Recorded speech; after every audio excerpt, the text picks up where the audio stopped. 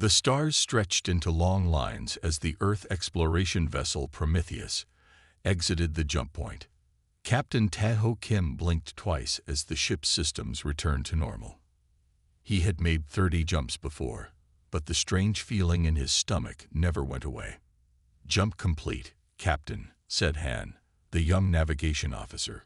"All systems green." Tae-ho nodded and looked at the main screen. This sector was not on any of their maps. Humanity had been exploring space for only 50 years, and there was still so much to see. "Begin scanning procedures," Tae-ho ordered. "Let's see what's out here." The bridge crew moved with practiced ease. They had been in space for 3 months, mapping new areas for future human expansion. The Prometheus was Earth's newest exploration ship, built with the best technology humans had created. "Captain, I'm picking up some strange energy readings," said Min, the sensor officer. Her fingers moved quickly over her screen.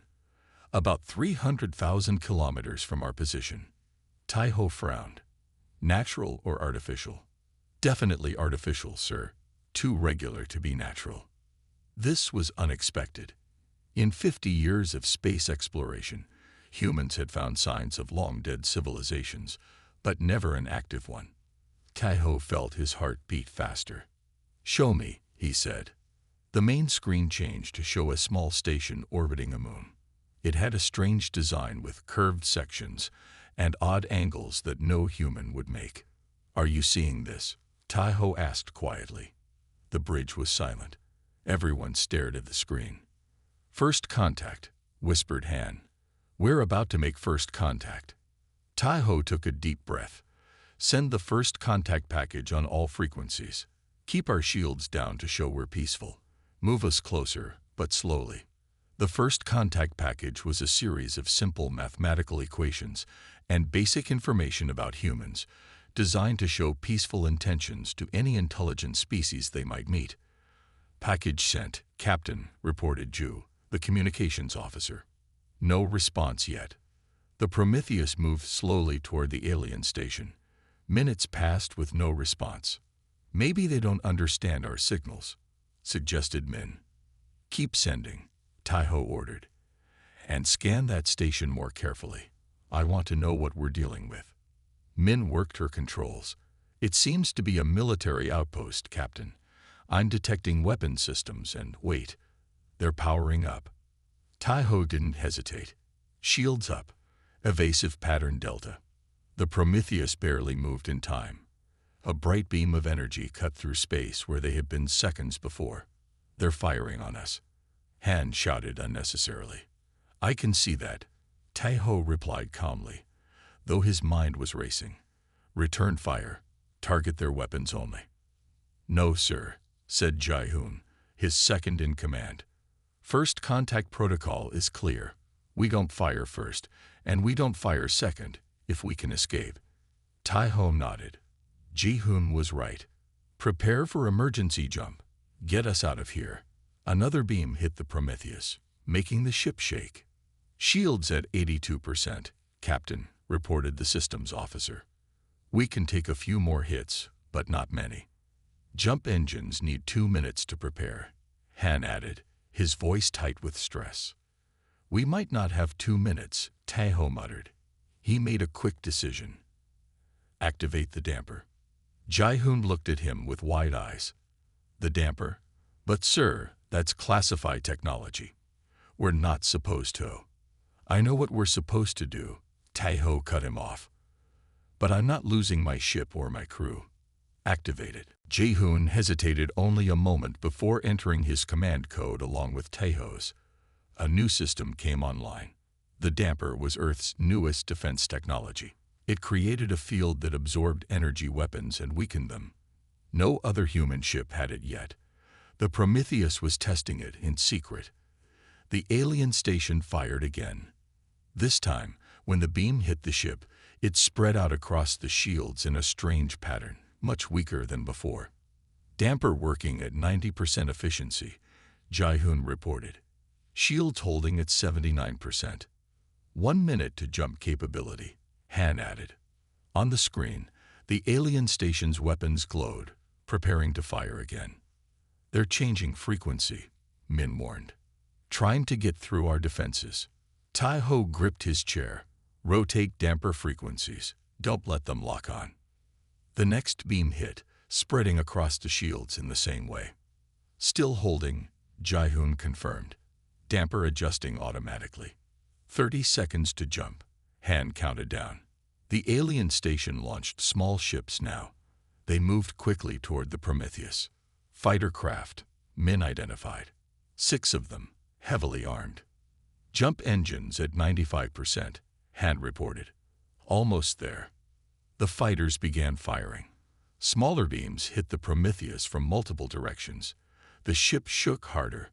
Shields at 65%, Jae-hoon said, his voice less confident now. 10 seconds, Han counted. 9, 8. Tai-ho watched the fighters getting closer. If the Prometheus couldn't jump in time. 3, 2, 1. Jump ready, Han shouted. Jump. Tai-ho ordered immediately. The stars stretched again as the Prometheus tore open space and disappeared, leaving the alien fighters firing at empty space. On the alien station, Commander Krell of the Vorax military slammed his 3-fingered hand against the control panel. They escaped, he growled. What kind of technology was that? Nothing can absorb our weapons like that. His second-in-command, Officer Draz, looked worried. Their design was unlike anything in our database. A new species, Commander. Krell's yellow eyes narrowed. A new species with advanced technology, appearing suddenly near our secret outpost. This is no accident. They were spying on us. But they didn't fire back, Draz pointed out. Perhaps they were peaceful. Krell dismissed this with a wave. A trick to make us think they're weak. No, this is a threat to the Alliance. We must report this immediately. Draz hesitated. What will you tell the Council? Krell's mouth formed what might have been a smile on a human face. I will tell them what they need to hear. That we discovered a hostile new species testing our defenses. That we drove them off. But not before they scanned our outpost. But that's not exactly what happened, Draz said carefully. Krell turned to him, eyes cold. What happened is what I say happened. The Alliance must be prepared for this new threat. Send the report immediately. On the planet Quinox, in a small analysis office deep in the Alliance Intelligence Center, Jin-Woo Park received the report from the Vorax outpost. Despite having a Korean name, Jin-Woo wasn't human. He was a Quinn, one of the founding species of the Galactic Alliance. His 6-fingered hands moved gracefully over his data terminal as he read the report. Something didn't feel right. The report claimed a hostile ship had scanned the outpost, then fired when discovered. But the sensor data attached to the report told a different story. The unknown ship had sent repeated signals before the Vorax opened fire. Jin-Woo had worked in Alliance intelligence for 20 years. He knew when someone was lying, and Commander Krell was definitely lying. He copied the report to his personal device. This needed more investigation, away from watching eyes. The Vorax were the military power of the Alliance, but they were also known for being paranoid and aggressive. If they had attacked a peaceful species without provocation. Jin-Woo shuddered. The last time something like this happened, an entire civilization had been quarantined to their home system for 100 years. He wouldn't let that happen again, not without knowing the truth. He needed to find out who these newcomers were and what they were really doing near Vorax space, before it was too late for everyone. 6 months had passed since the Prometheus escaped from the alien attack. Earth's leaders had spent that time preparing. They built more ships, improved their weapons, and strengthened their defenses. But they also wanted peace. We should try to talk to them, President Lee had said during the emergency meeting. We don't want a war with an alien civilization. That's why Ambassador Sun Mi-Lee now stood in the Great Hall of the Galactic Alliance headquarters. The massive room had high ceilings that seemed to reach the stars. Representatives from a dozen alien species filled the space, all looking at the humans with curiosity and fear. Sun Mi was nervous but didn't show it. She wore a simple blue uniform with Earth's symbol, a circle with an olive branch. 5 other humans stood with her, all chosen for their skills in diplomacy. "The council will see you now," said a tall, thin alien with purple skin. Sun Mi nodded and led her team through the large doors. Inside, 7 beings sat at a curved table on a raised platform. These were the Council of 7, the leaders of the Galactic Alliance. "Approach," said the one in the center, a Quinn with 6-fingered hands and wise eyes. Sun Mi walked forward and bowed slightly. "Honorable Council, I am Ambassador Sun Mi Li of Earth. We come in peace, seeking understanding and friendship." A loud noise came from one of the council members, a large, muscular alien with yellow eyes. Sun Mi recognized the species from the reports about the attack on the Prometheus. This was a Vorax. "Peace." The Vorax sneered. "Your ships attacked our outpost. You are dangerous and cannot be trusted." Sun Mi stayed calm. "With respect, that is not what happened. Our exploration vessel sent peaceful messages and did not fire any weapons. We have the records to prove it." "Lies," shouted the Vorax. His name was High Commander Vex, the military leader of the Vorax forces. "We should quarantine these humans to their system before they threaten us all." The Quinn Counselor raised a hand. "We will hear both sides. Ambassador Li, please present your evidence." Sun Mi nodded to one of her team, who activated a device. A hologram appeared, showing the encounter from the Prometheus' perspective. They watched as the ship sent messages, and then was fired upon without provocation. "This could be fake," Vex said when it ended. "The Vorax reports tell a different story." "Perhaps we should examine both reports more carefully," suggested another counselor, a Tela with blue skin and a large head. "We cannot make a decision without all the facts." "I agree," said the Quinn Counselor. "Until then, the humans will be our guests. Ambassador Li, quarters have been prepared for you and your team." Sun Mi bowed again. "Thank you for your wisdom and fairness." As they left the council chamber, Sun Mi noticed a Quinn watching her from the side of the room. He seemed interested in the humans, but not hostile, like the Vorax. She made a mental note to try to speak with him later. Jinwoo Park had been investigating the incident for months. He had studied the Vorax report so many times he knew it by heart. The sensor data didn't match their claims. The unknown ship, now identified as human, had indeed sent signals before the Vorax fired. And now the humans were here, seeking peace. Jinwoo had watched the council meeting with great interest. The human ambassador seemed honest and respectful, but High Commander Vex was determined to paint them as enemies. Jinwoo needed to warn the humans. He had discovered something troubling in the Vorax military communications. They were planning something the council didn't know about. He waited until evening, then went to the guest quarters where the humans were staying. A guard stopped him. "I need to speak with Ambassador Li," Jinwoo said. "It's important." The guard looked suspicious. "What about?" "Please tell her it's about the Prometheus incident. I have information she needs to hear." The guard went inside. A few minutes later, Sun Mi appeared. She looked tired but alert. "I am Ambassador Li," she said. "You have information for me." Jinwoo bowed slightly. "My name is Jinwoo Park. I work in Alliance Intelligence. May we speak privately?" Sun Mi studied him for a moment, then nodded. "Come in." Inside, Sun Mi offered Jinwoo a seat. "You said you have information about the Prometheus incident." "Yes," Jinwoo said. "I believe the Vorax are lying about what happened. Your ship did not attack first. But that's not why I'm here." He lowered his voice. "The Vorax are planning something. They're preparing a fleet to go to Earth." Sun Mi's eyes widened. "A war fleet. But the Council hasn't decided anything yet." "The Vorax don't always wait for the Council," Jinwoo explained. "They believe humans are a threat. They want to contain you before you become too powerful." "We need to tell the Council," Sun Mi said, standing up. Jinwoo shook his head. "We need proof first. No one will believe just my word against High Commander Vex. Then how do we get proof? I have an idea, Jin Woo said, but it's dangerous. Admiral Hun Ki-cho stood on the bridge of the EDF Invincible, Earth's newest and most powerful warship. Around him, a fleet of 50 ships waited in formation just beyond Mars' orbit. Earth had been busy these past 6 months. Admiral, we're receiving a message from Earth Command, reported his communications officer. Put it through, Hun Ki ordered.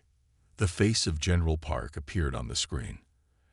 Admiral, our deep space sensors have detected a large group of ships heading toward our system. They match the description of the aliens who attacked the Prometheus. Hun Ki nodded grimly. How many ships? 30 at least, maybe more. They'll reach our system in 3 days. What about our diplomatic team? General Park's face darkened. We've lost contact with them. Their last message mentioned tensions with a species called the Voraks. Hun Ki's jaw tightened. These would be the same Voraks coming our way, I assume. Most likely, General Park agreed. Your orders are to intercept them before they reach Earth. Try to communicate, but if they show hostile intent. I understand, Hun Ki said. We'll be ready. After the call ended, Hun Ki turned to his second-in-command. Prepare the fleet for battle stations. I want all ships at full readiness in 6 hours. Yes, Admiral, she replied. Do you think they'll attack without talking first? Hun Ki remembered the reports from the Prometheus. They did before. We'll hope for peace, but prepare for war. Meanwhile, on the Alliance capital world, Sun Me and Jin Woo had snuck into the Voraks military communications center. Jin Woo used his intelligence clearance to access their systems, while Sun Me kept watch. Hurry, she whispered. Someone could come in any minute.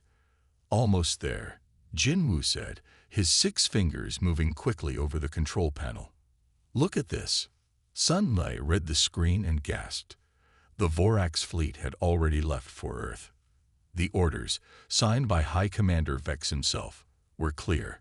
Establish a blockade around the human home system and disable any ships that resisted. We need to warn Earth, Sun Me said urgently. And we need to tell the Council, Jin Woo added. This action wasn't authorized. Suddenly, the door slid open. 2 Voraks security officers stood there, weapons drawn. Step away from the console, one ordered. You are both under arrest for espionage. Jin Woo slowly raised his hands. This is a misunderstanding. I have clearance to access these files. Not for sharing with humans, the officer said. High Commander Vex wants to see you both. As they were led away, Sun Me caught Jin Woo's eye. They both knew what this meant. The Voraks were hiding their actions from the Council, and now they had caught the only 2 people who knew the truth. Earth was in danger, and there was no one left to warn them.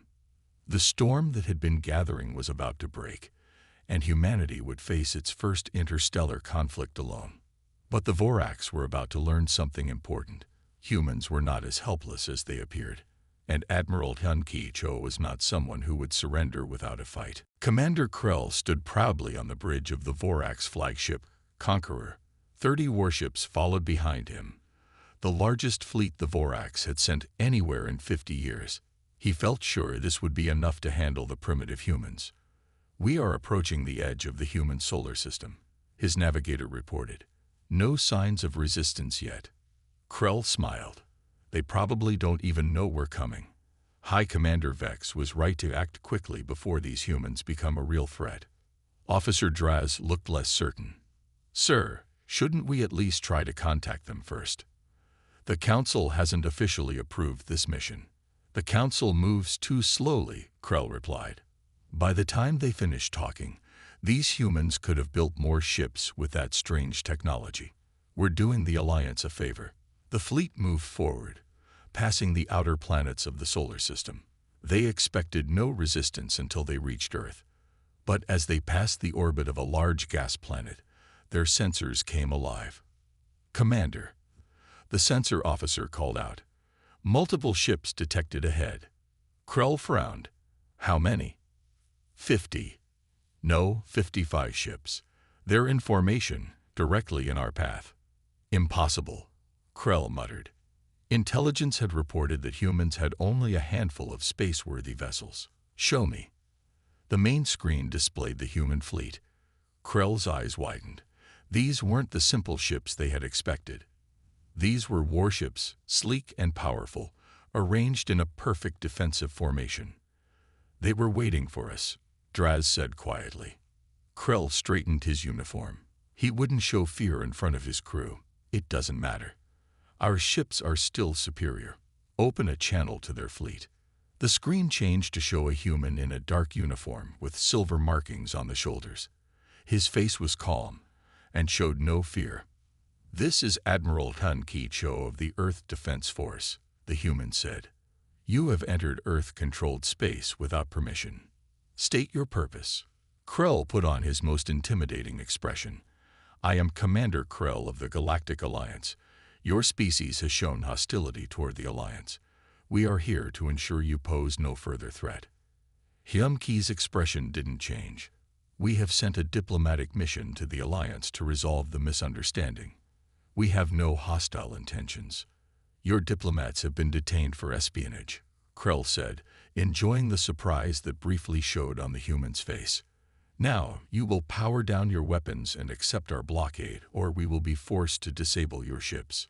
Hyum-Ki paused for a moment. Commander Krell, I don't believe you're acting with the full authority of the Alliance Council. But even if you were, we cannot allow you to threaten our planet. I ask you one last time to withdraw your fleet. Krell laughed. You are in no position to make demands. You have 10 minutes to surrender, or we attack. The screen went dark. Krell turned to his weapons officer. Prepare all ships for battle. Target their largest vessels first. Admiral Hun Ki-cho took a deep breath after ending the transmission. The situation was worse than they had feared. Not only was a Vorax fleet here to attack Earth, but Sun Mei and her diplomatic team had been detained. Orders, Admiral, asked Captain Song, his second-in-command. They won't withdraw, Hyun-Ki said, and we can't let them reach Earth. Prepare all ships for combat, but remember our primary directive. Captain Song nodded. Disable, don't destroy. Hyun-Ki looked at the tactical display. The Vorax fleet was powerful, but they had one major weakness: overconfidence.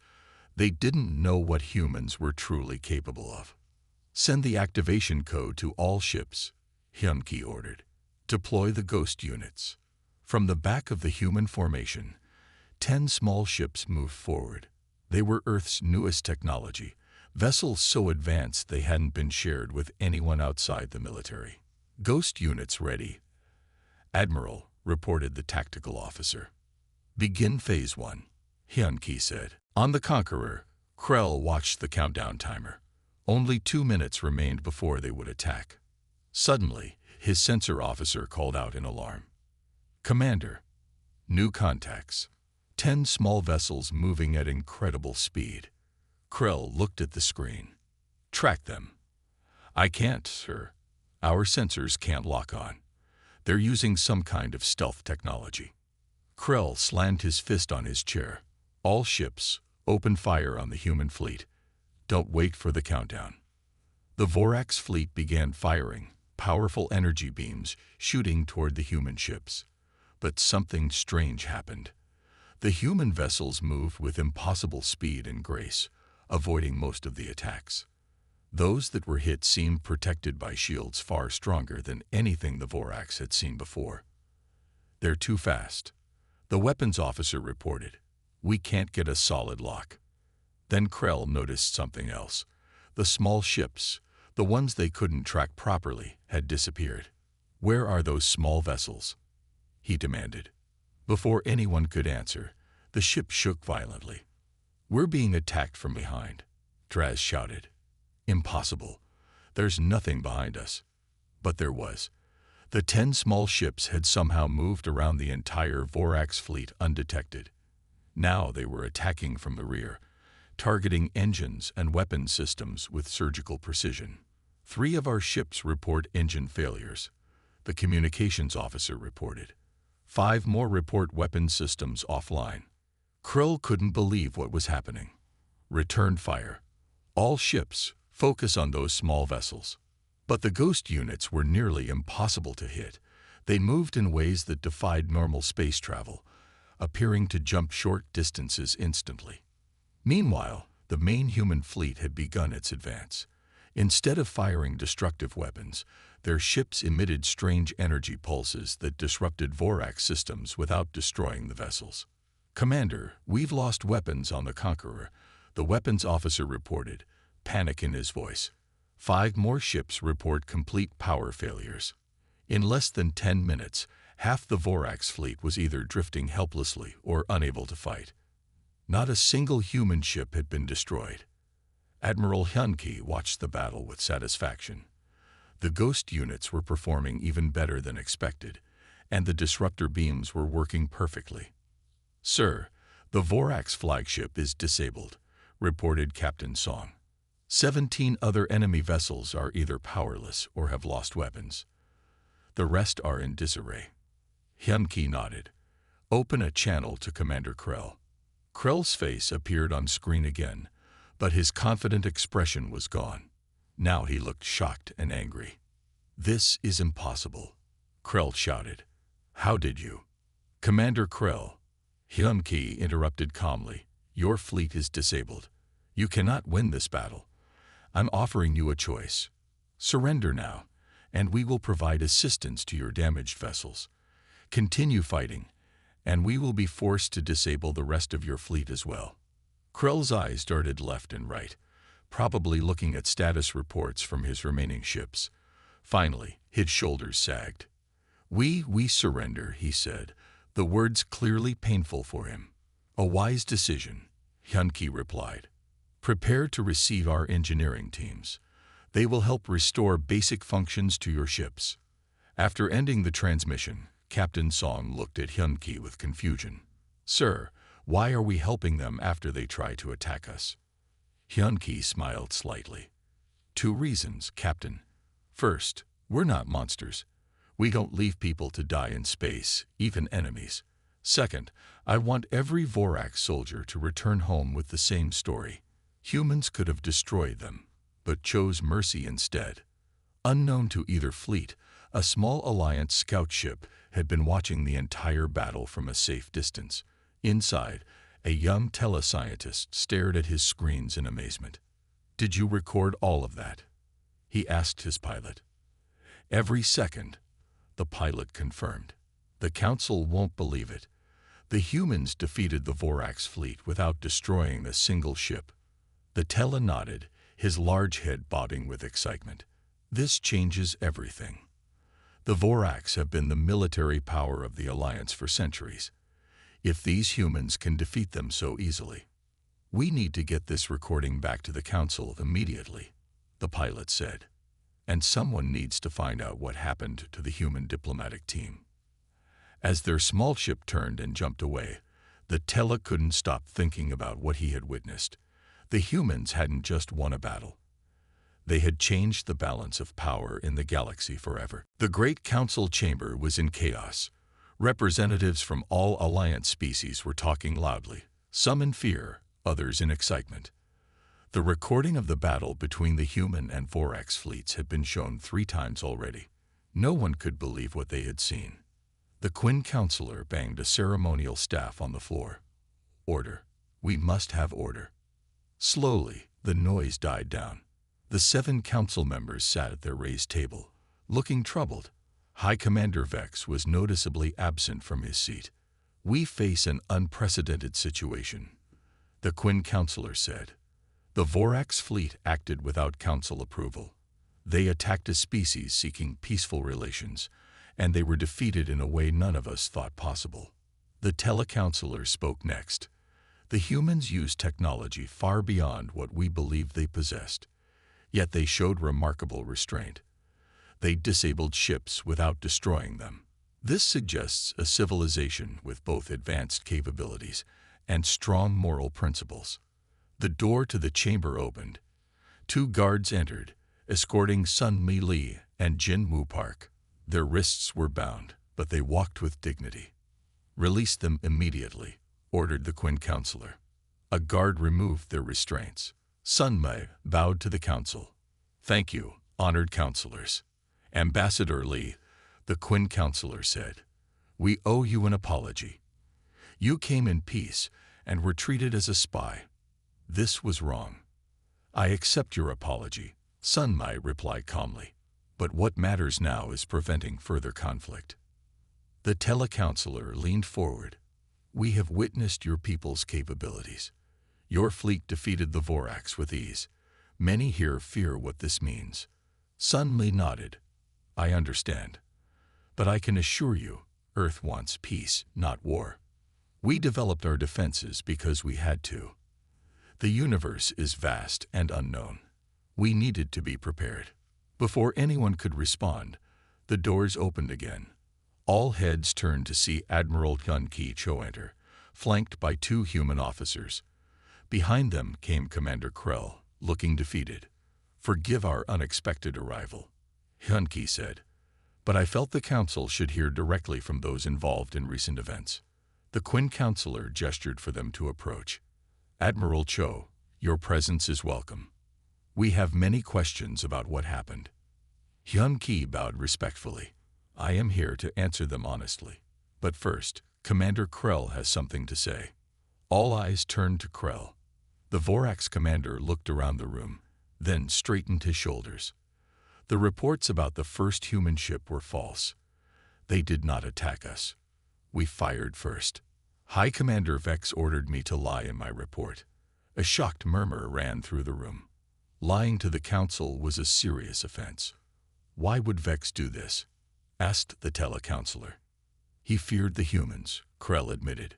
"When our outposts scanned their ship, we detected technology we didn't understand. Vex believed they would become a threat to Vorak's power in the Alliance." The Qin counselor's expression darkened. "And the attack on their system, was that also Vex's idea?" "Yes," Krell said. "He believed a quick show of force would keep the humans contained before they grew stronger. Instead, it revealed that they are already stronger than we knew," the telecounselor observed. Hyun-Ki stepped forward. "If I may address the Council." When the Qin counselor nodded, he continued. "Earth has been aware of alien life for longer than you might think. 40 years ago, one of our research vessels encountered a damaged alien ship. We helped repair it, and in return, they shared some of their knowledge with us." "Which species was this?" asked a counselor from the back. "They called themselves the Zenth," Hyun-Ki replied. "They said they were explorers from beyond the Alliance borders." Several counselors exchanged looks. The Zenth were known to the Alliance as an advanced but reclusive species that rarely interfered with others. After that encounter, Earth began preparing more seriously for contact with alien life. Hyun-Ki continued. "We hoped it would be peaceful, but we had to be ready for other possibilities as well." "And ready you were," the telecounselor said. "Your ships use technology we've never seen before.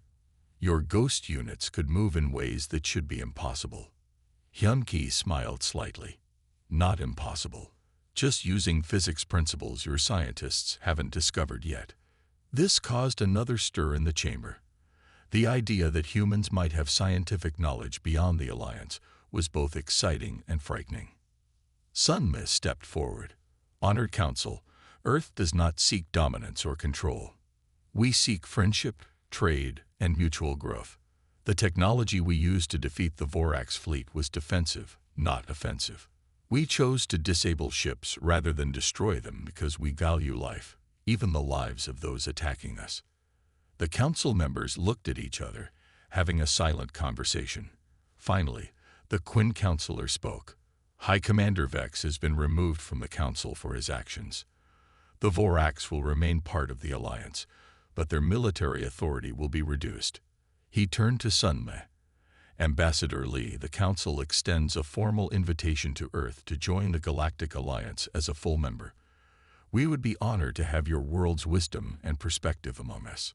Sun Mi bowed deeply. "On behalf of Earth, I accept. We have much to learn from each other. Indeed, said the telecounselor, and perhaps more to learn from you than we expected. 1 month later, Jinwu stood with Sunmei on a balcony overlooking the Alliance capital city.